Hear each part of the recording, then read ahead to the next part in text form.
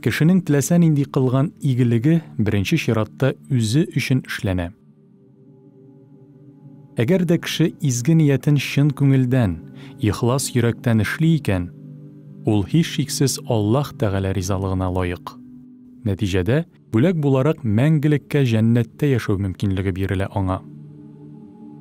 Безнең гамәлләребезнең күп өлешен башка кешеләр дә күрә ала, һәм Аллаһ Тәгалә ризалыгыннан тыш, без кемнәндер мактау ала алабыз. Әмма ураза Аллаһ Тәгалә хакына башкарыла торган гыйбадәт. Аның өчен бүләкне дә бары тик Аллаһ Тәгалә генә бирә. Әбу Хурайра радиллаһу анһу тапшырган риваяттә Расулуллаһ саллаллаһу алейхи ва саллям әйткән: Аллаһ Адәм угылының эшләгән һәр хәерле эше үзе өчен, әмма ураза алай түгел. Ураза бары тик минем өчен генә, аның савабын да мин бирермен дип әмер иткән. Икенче бер хадистә Аллаһ Тәгаләнең илчесе саллаллаһу алейхи ва саллям булай дип әмер биргән: Мөхәммәднең нәфсенә, җанына хуҗа булган Аллаһка ант итәм. Ураза тотучы кешенең авызыннан килүче ис Аллаһ алдында мускус исеннән дә хушрак һәм чистарак.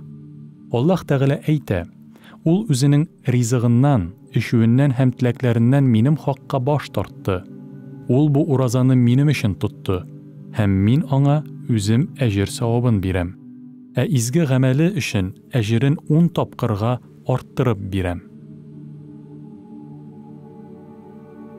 Уразаны авыр йөк дип кабул иткән кешеләр, әйтегез әле.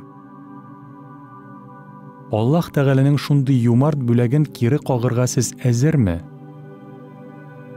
Сез дөньяви юмартлыкка ирешер өчен тагын да авыррак мохтаҗлык һәм кыенлыкларга түзәргә әзер булуыгыз мантыкка ярашлы түгел дип уйламыйсызмы? Әмма шуңа да карамастан, җәннәттә яшәүгә лаек булу өчен нинди дә булса тырышлык куярга теләмисезме?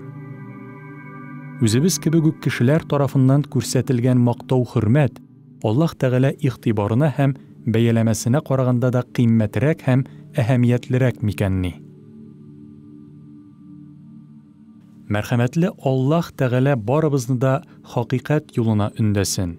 Кешегә үзенең нәфсен һәм куркуын җиңәргә көч бирсен һәм тырышлыгыбыз өчен чиксез бәрәкәте белән бүләкләсен.